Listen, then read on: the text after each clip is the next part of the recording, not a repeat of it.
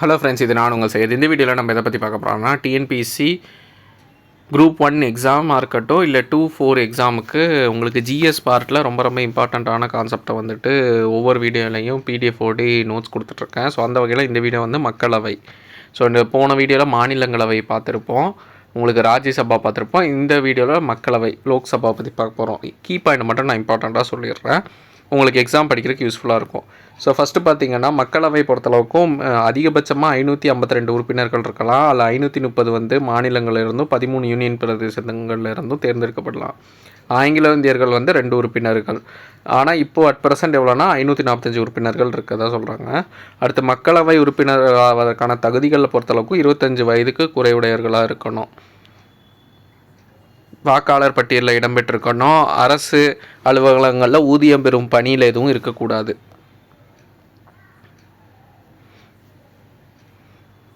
பதவிக்காலம் பார்த்திங்கன்னா 5 ஆண்டுகள்.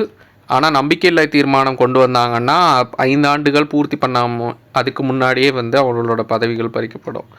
மக்களவை தேர்தல் பொறுத்தளவுக்கும் வயது வந்தோர் வாக்குரிமை, யூனிவர்சல் அடல்ட் ஃப்ரான்சைஸ் அந்த முறைப்படி தான் இது பண்ணுறாங்க. 18 வயது நிரம்பிய இந்திய குடிமகன்கள் அனைவருமே தேர்ந்தெடுக்கக்கூடிய இதில் வந்து பார்ட்டிசிபேட் பண்ணலாம், தேர்தலில் பங்கு பெறலாம்.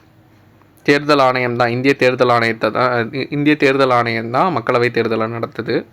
நேரடியாகவே மக்களால் தேர்ந்தெடுக்கப்படுறாங்க. செயல்பாடுகள் பொறுத்தளவுக்கும் அனைத்து மசோதாக்களையும் மக்களவையில் அறிமுகப்படுத்தவும் நிறைவேற்ற முடியும்.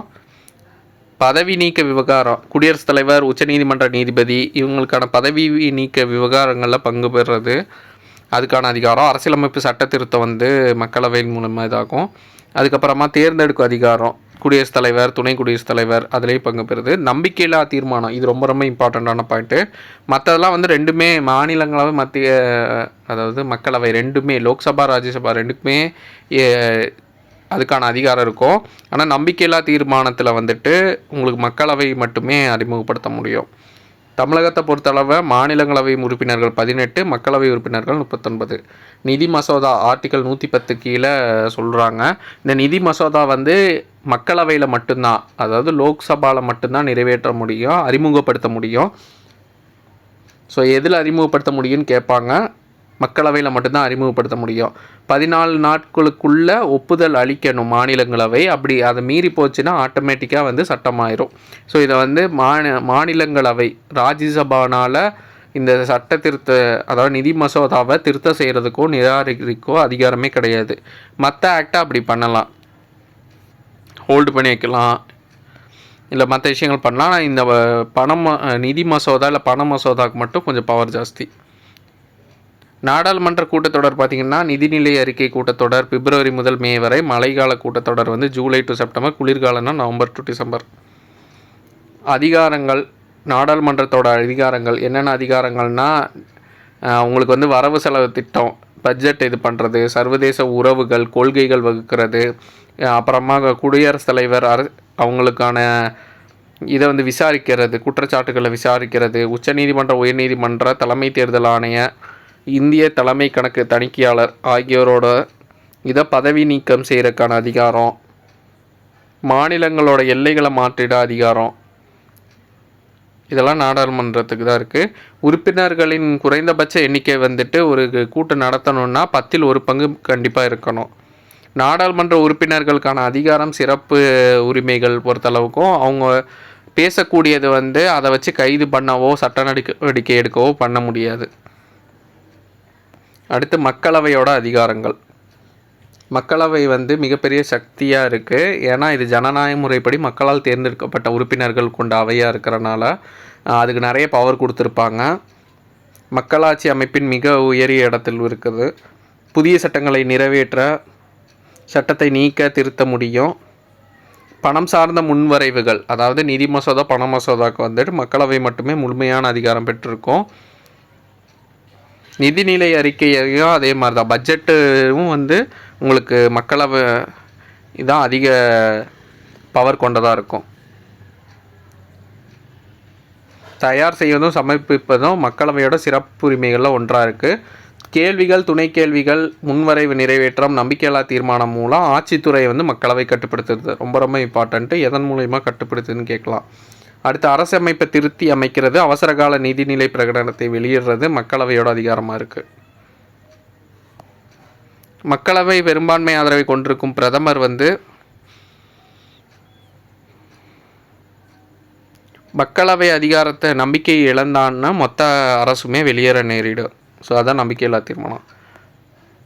சமமற்ற நிலை, சில இடங்களில் மக்களவை அதிக அதிகாரம் பெற்றிருக்கும், மாநிலங்களவை மாறும். ஆனால் இது பார்த்திங்கன்னா சமநிலையில் இருக்கிற இதெல்லாம் கொடுத்துருக்காங்க. அதிகமாக என்ன கேட்பாங்கன்னா சமமற்ற நிலை தான் கேட்டுப்பாங்க. பட் சமநிலையில் என்னென்ன இருக்குது, லோக்சபாவும் ராஜ்யசபா, மக்களவை மாநிலங்களவை ரெண்டுமே ஈக்குவலான பவரில் இருக்கிறது. பார்த்திங்கன்னா முன்வரைவு திருத்தங்கள் இதெல்லாம் இது பண்ணுறது, அடுத்து நிதியிலிருந்து செலவு பண்ணுறது, அதுக்கப்புறமா பதவி நீக்க நடைமுறைகள்,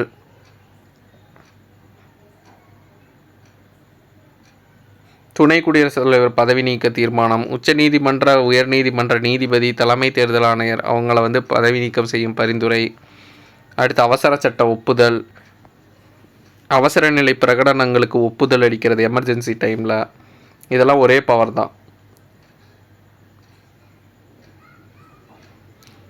இதில் பிரதமர் பார்த்திங்கன்னா யாருக்கு ரெஸ்பான்சிபிலிட்டினா மக்களவைக்கு மட்டுமே பொறுப்பானவராக இருப்பார், அவங்க எந்த அவையிலிருந்து தேர்ந்தெடுக்கப்பட்டாலும். நிதிக்குழு, ஒன்றிய அரசு பணியாளர் தேர்வாணையம், மத்திய தலைமை கணக்கு தணிக்கையாளர் இவர்கள் அளிக்கும் அறிக்கைகளை பரிசீலிக்கிறது. உச்சநீதிமன்ற ஒன்றிய அரசு பணியாளர் தேர்வாணையத்தின் அதிகாரங்களை அதிகப்படுத்துறது, இதெல்லாம் சமமான நிலை. சமமற்ற நிலைங்கிறது பார்த்திங்கன்னா உங்களுக்கு பண மசோதா தான் மேக்ஸிமம். நிதி முன்வரைவு அது உங்களுக்கு மக்களவை தான் அதிக பவர் இருக்குது. மாநிலங்களவை 14 நாளுக்குள்ளே அதை ஏதாவது சொல்லணும், இல்லாட்டினா ஆட்டோமேட்டிக்காக உங்களுக்கு ஆக்ட் பாஸ் ஆகிரும், நிறைவேறிடும். ஈரவை கூட்டத்தொடர் பார்த்திங்கன்னா அதாவது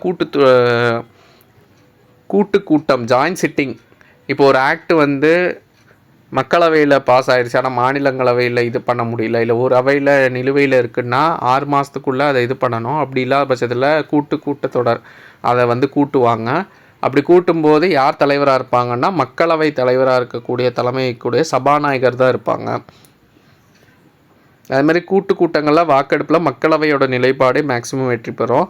அடுத்து மாநிலங்களவை நிதிநிலை அறிக்கை திட்டத்தின் கீழே விவாதம் நடத்தலாம், ஆனால் வாக்கெடுப்பில் பங்கு பெற முடியாது. பட்ஜெட் ரிலேட்டடான வாக்கெடுப்பில் பங்கு பெற முடியாது மாநிலங்களவையினால்.